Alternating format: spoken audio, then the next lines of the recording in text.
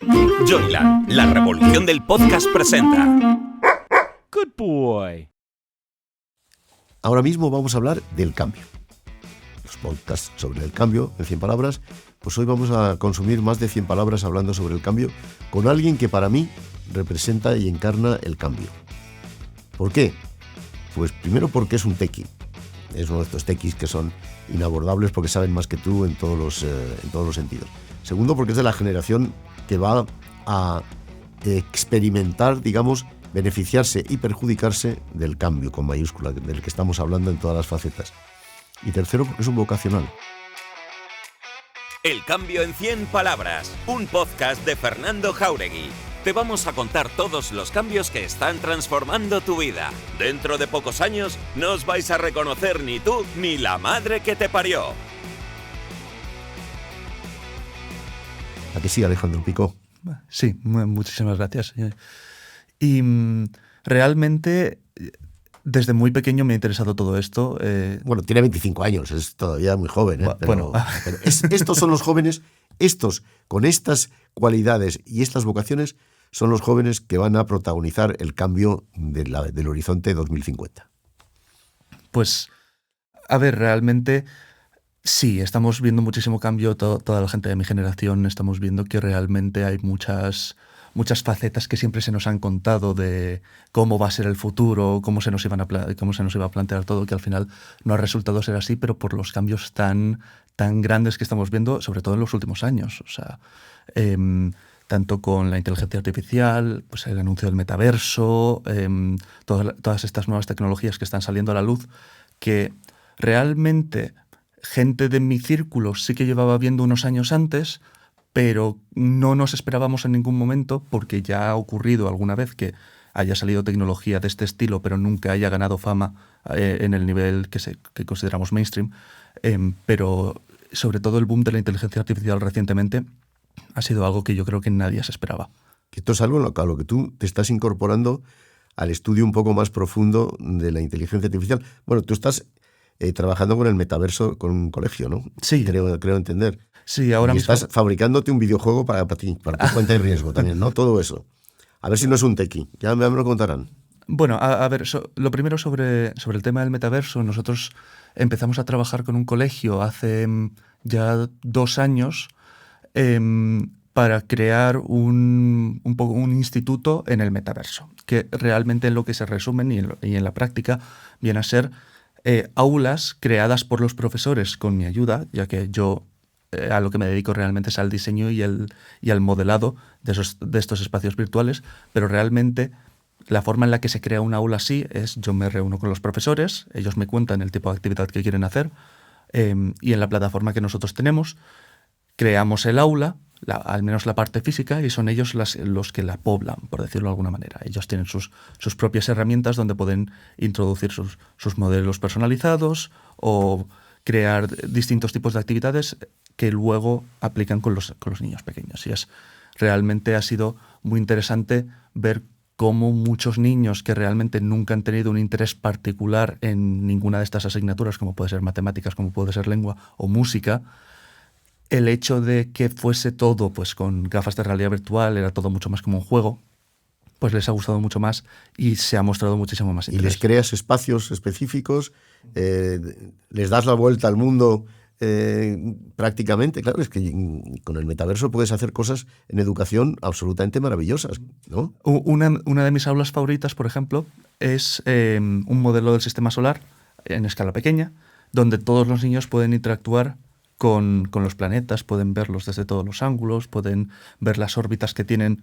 No son completamente realistas, al final es una interpretación, pero para el interés que pueden tener ellos sobre, pues, el interés que puede despertar sobre astronomía o sobre, pues a lo mejor, la exploración espacial, que ahora mismo con SpaceX y de eso está dando muchísimo boom. Y realmente a mí me interesa mucho. SpaceX es la empresa que ha creado mi amigo Elon Musk, que es un tipo al que yo aborrezco profundamente, pero bueno, eso no tiene nada que ver. A mí me parece muy interesante. Yo lo dicho, soy muy friki.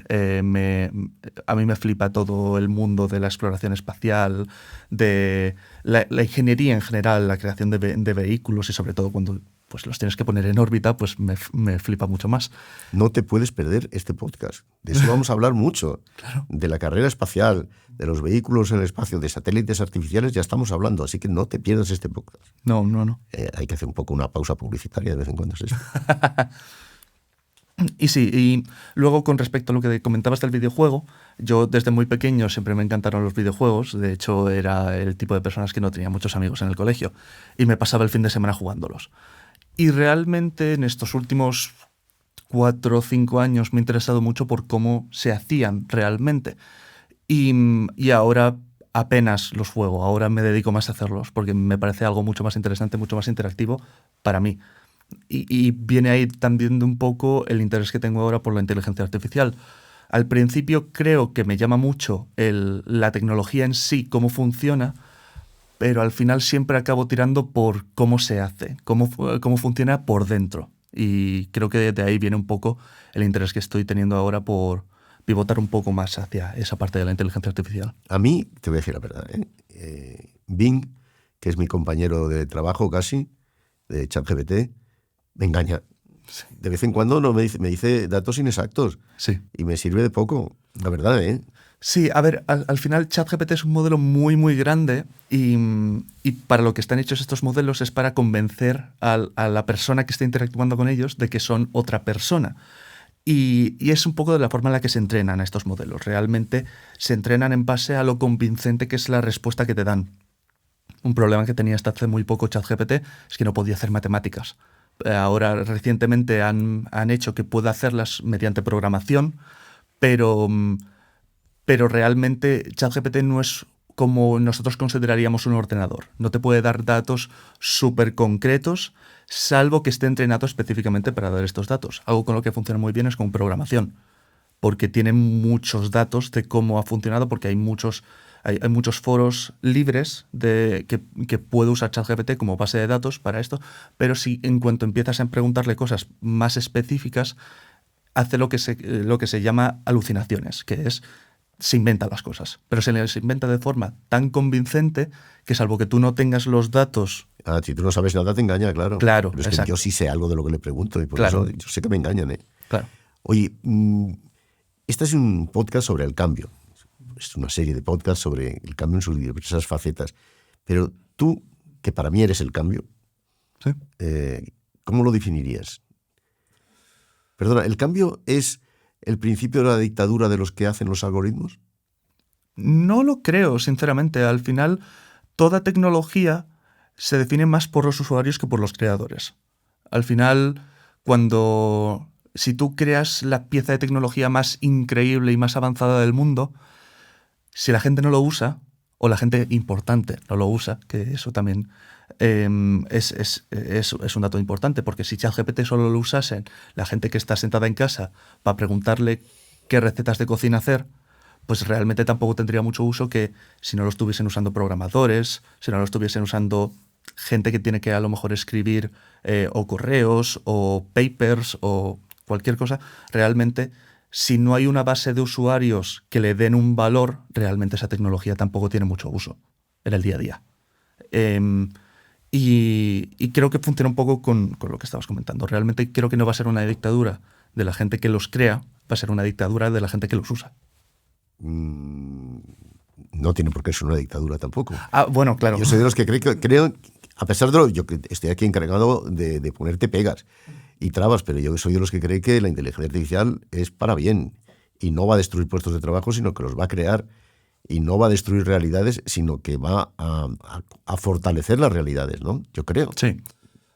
Porque sirve para todo, porque la inteligencia artificial sirve para todo también, supongo que para la educación también, ¿no? Sí, desde luego, yo diría más que para la educación, para el aprendizaje. Porque aunque es verdad que a los profesores les puede ayudar, pues a lo mejor para darles ideas sobre clases, creo que es bastante más útil para los alumnos el saber usarlas y el saber preguntarle cosas para que el ChatGPT les pueda explicar. Evidentemente depende del ámbito en el que quieras que te explique, porque lo dicho, puede alucinar si no tiene una base de datos lo suficientemente fuerte para darte las respuestas correctas. Pero a un nivel primaria, secundaria, incluso bachillerato, no debería de tener ningún problema en tú le preguntas cualquier duda sobre tu actividad o el tema que estés aprendiendo, que ChatGPT te lo explique como si fuese un profesor personalizado. En el colegio nosotros lo estamos viendo como una posibilidad muy grande el poder colaborar con este tipo de herramientas para que los niños puedan aprender a usarlas en un ambiente más profesional, por decirlo de alguna manera, más regulado, que solamente aprenderlo por su cuenta en su casa, que también es muy valioso, pero... Déjame que te presente, que todavía no te he presentado, ¿no? Es que ni siquiera he dicho...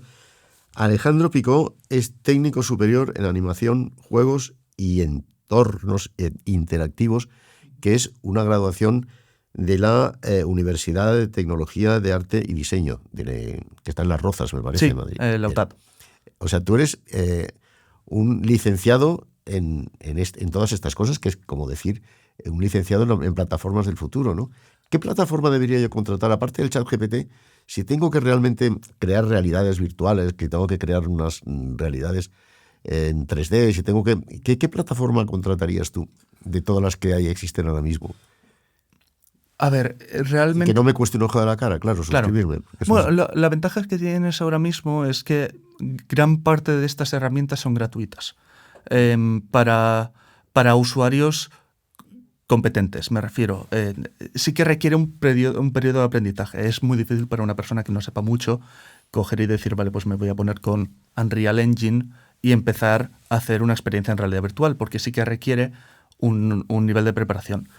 Pero, por ejemplo, hay un programa, quiero recordar que se llama Twinmotion, que es muy bueno, es gratuito, pero es un programa que está hecho para herramientas de arquitectura. Twinmotion. Me lo voy a apuntar porque me suscribiré. Si es gratuito, vamos. Y realmente es un programa que está hecho para personas que tienen pues algún conocimiento de arquitectura o algo por el estilo, que tengan un modelo 3D de sus planos o de lo que sea y que le den materiales, que le den pues iluminación y crear esencialmente una visualización fotorrealista de su proyecto de la forma más rápida posible. Es verdad que tienen otras herramientas, una que se ha utilizado mucho últimamente en arquitectura es Revit, pero Revit, por ejemplo, es de AutoCAD, o sea, de Autodesk, y es de pago. Mientras que hoy en día están creciendo muchísimo herramientas gratuitas para hacer esencialmente cualquier cosa. Si una persona realmente está interesada en hacer cualquiera de estas cosas, es tan fácil como entrar en YouTube, buscar tutorial, actividades de realidad virtual. Y en una semana ya tienes montada una. ¿Cuántas horas al día dedicas tú a la preparación del entorno virtual que estás preparando para tu colegio, a la fabricación de tu videojuego y al estudio de todo lo que nos viene? Porque esto, como está cambiando todos los días, supongo que necesitas muchas horas de estudio para estar al día, absolutamente, ¿o no? Realmente yo no requiero horas de estudio. Habitualmente mientras estoy trabajando siempre tengo de fondo algún vídeo, un podcast o algo que me interese, y ese interés habitualmente tiende a nuevas tecnologías, los nuevos avances, todo eso. Así que me acabo enterando un poco por osmosis. Mientras estoy trabajando voy recibiendo la información de forma un poco más inconsciente y poco a poco voy teniendo información que me va sirviendo para este tipo de conversaciones. Por otro lado, mis horas de trabajo realmente dependen un poco. Al final yo dependo de las actividades que los profesores quieren hacer, pero habitualmente yo diría que le dedico unas entre 6 y 8 horas al día a la creación de aulas virtuales y al resto de mi día a programar videojuegos o aprender, pues ahora mismo estoy aprendiendo Python para el tema de inteligencia artificial, pero no me pongo horas en eso, ni siquiera las cuento habitualmente. ¿El videojuego sigue siendo el ocio del futuro de nuestros jóvenes? Sin ninguna jóvenes duda. De 15, 16, 20. Sin ninguna duda. Yo eso lo tengo más que claro, que realmente el videojuego, al final, al ser una forma de entretenimiento tan amplia, porque puede hacer muchas cosas. No es solo pues jugar a un juego que sea de, yo qué sé, de matar los malos en el Call of Duty o algo por el estilo. Realmente hay muchos tipos de experiencias que se pueden tener ahora mismo. Yo hay una que tengo muy cercana a mí que se llama Kerbal Space Program, que es una especie de simulación de crear cohetes. Tú montas los cohetes por piezas y los puedes poner en órbita con físicas realistas. ¿Cómo se llama, perdón? Kerbal Space Program. Y para mí es el mejor ejemplo de un juego educativo, pero que su principal objetivo es ser entretenido. Al final, tú lo que haces es, tú tienes a tus marcianitos verdes que se montan en los cohetes y los hacen explotar, pero poco a poco aprendes a poner un cohete en órbita, a hacer transferencias entre planetas. Está el equivalente a Marte, puedes llevar un rover a Marte, aterrizarlo, puedes llevar naves a Marte. Tú verás el hombre en Marte, ¿verdad que sí? Yo no estoy muy seguro, pero tú lo verás seguro, ¿no? Tengo claro, sí. No, yo sinceramente creo que lo vamos a ver la gran mayoría de personas que estemos hoy vivas. Yo creo que en la próxima década, si no los próximos 5 años, yo creo que hay una posibilidad buena de que podamos ver. No te pierdas este podcast. El hombre te lo digo en Marte. que aquí vamos a hablar mucho de eso. Sí. Vamos a hablar mucho de tener una segunda residencia en Marte, más o menos. Sí. Más o menos. Ahora el interés está en la Luna, realmente. Sí, claro, bueno, eso va a estar ahí a la vuelta de la esquina. Eso Tener, está en vuelta tener de la esquina. primera base permanente allí. Oye, ¿hasta qué punto las máquinas pueden acabar engañándonos? Ya no te estoy hablando ya de 2001, una odisea en el espacio, que fíjate de cuándo es aquella película, Sí. pero de ahora. A mí el chat, ya te digo, GPT que me engaña de vez en cuando, pero ¿hasta Claro. qué punto las máquinas nos harán pensar que es un humano el que nos está engañando? ¿Hasta qué punto? No sé, este es el test de Turing, ¿no? Me parece que va por ahí, ¿no? Sí, Tú me lo explicabas antes. yo creo que hoy en día las máquinas ya nos engañan. Con ChatGPT o con cualquier LLM, Large Language Model. Realmente están hechos para simular a los humanos. Y cómo hablamos y cómo pensamos. Realmente creo que el foco no debería estar en cómo nos engañan las máquinas, sino cómo podemos crear un sistema que permita la divulgación de la información sin tener ese lastre que tienen estas IAs, que realmente es que se inventan mucho las cosas, se las inventan muy bien. O sea, Pero no nos engañan a mala leche, ¿no? no, claro. O sea, no saben realmente lo que están haciendo. Nosotros les hemos entrenado para que nos engañen realmente, para que nos hagan creer que estamos hablando con una persona. Pero es que las personas mentimos mucho también, ¿sabes? A veces cuando no tenemos toda la información, intentamos rellenar los agujeros a lo mejor que tenemos, y yo a lo mejor, si no tengo mucha idea de lo que te estoy hablando, pero quiero quedar bien, te digo las cosas que yo creo que tienen sentido y que creo que te van a convencer para que creas que yo tengo pues toda la información. Y es un poco lo que hacen estas herramientas también. Nos intentan convencer de que tienen toda la información cuando a veces no es verdad. ¿Tú con qué palabras definirías el cambio? ¿Cuáles son? El podcast este se llama El cambio en 100 palabras. Yo creo que sí, el cambio está en 100.000 palabras. Todo es cambio ahora mismo. Pero dime, ¿cuáles son las palabras que para ti encarnan la época en la que estamos viviendo, la época de cambio con mayúscula que estamos viviendo? Realmente, a ver, yo sé que es un sinónimo, pero realmente es evolución. Es el dónde estamos y hacia dónde vamos. Es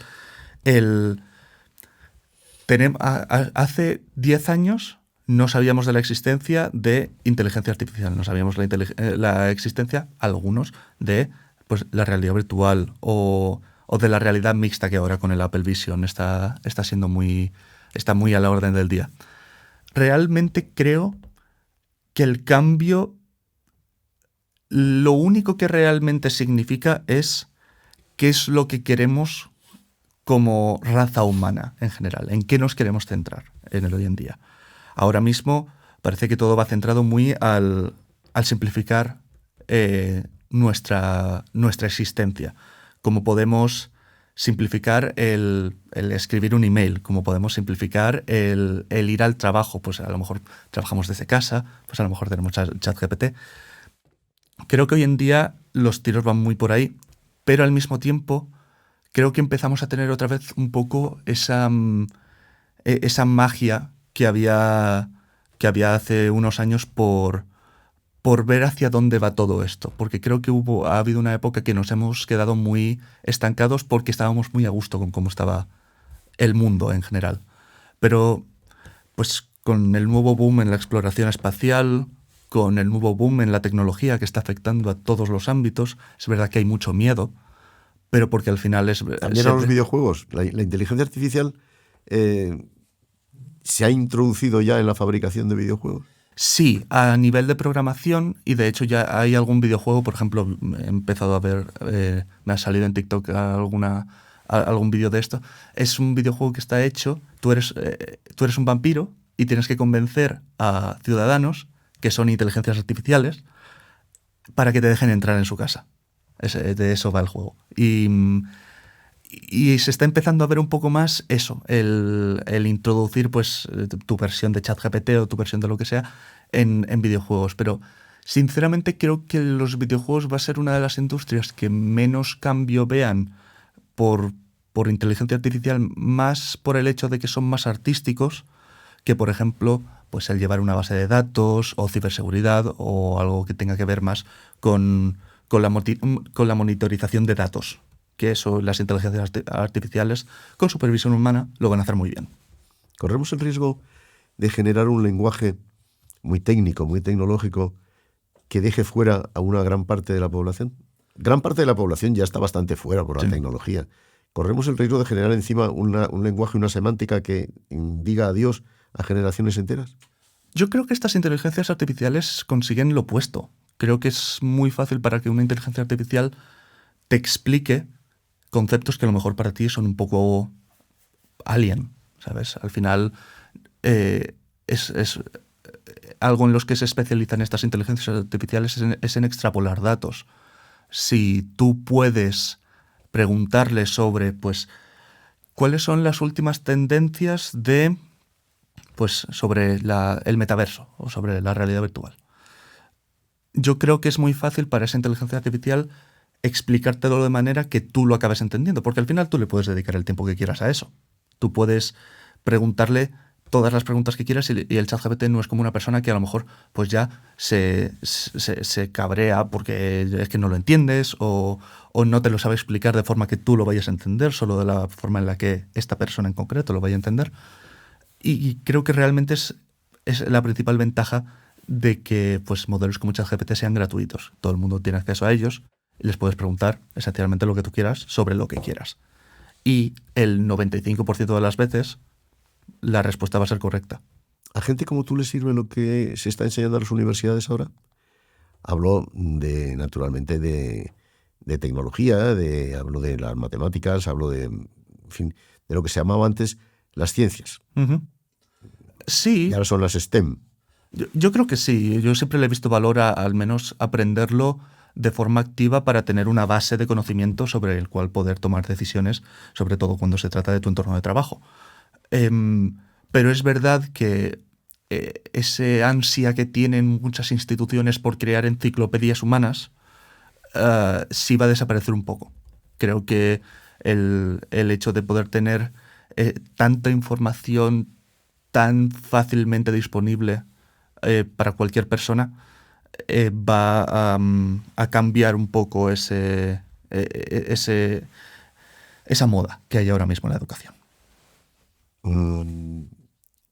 Resumidas, ¿las universidades tal y como están ahora nos sirven o no nos sirven? ¿Tú qué crees? ¿Debemos recrearlas? ¿Debemos hacer una cosa completamente diferente? Yo creo que sí funcionan tal y como están ahora, pero mi gran problema con ellas es la velocidad de adopción de nuevas tecnologías. Es verdad que son muy resistentes al cambio. Y creo que ese es el único problema real. Yo creo que las universidades de hoy en día cumplen su papel como tienen que cumplirlo. Pero creo que al mismo tiempo debería de haber un sistema que permita un cambio más ágil, que se adapte más al día moderno, porque, pues lo dicho, recientemente ha habido unos cambios tremendos en muy, muy poco tiempo y es difícil que se adapten si no hay esa facilidad de cambio. Bueno, pues Alejandro Picó, la verdad es que me están haciendo ya señales de que se nos ha pasado el tiempo, pero la verdad es que a mí se me ha pasado de verdad en un soplo. Volveremos, Alejandro Picó volverá con nosotros, estará en nuestro programa del cambio porque es el cambio, Muchísimas gracias, Alejandro. Un placer, igualmente. El cambio en 100 palabras es una producción de Joyland. Dirección y guión, Fernando Jáuregui. Producción ejecutiva, Carmen Fernández de Blas y Hernán Zin. Dirección de producción, Ainhoa Martín. locutado por Fernando Simón. Diseño de sonido Alejandro Martín. Diseño gráfico Juanjo Contreras. Edición de vídeo María Ángeles Mercader. Dirección comercial Alberto Rojas. Producción Wowland Fernando Pastini. Una idea original de Hernán Zin. Joyland, la revolución del podcast. Una empresa del grupo Wowland.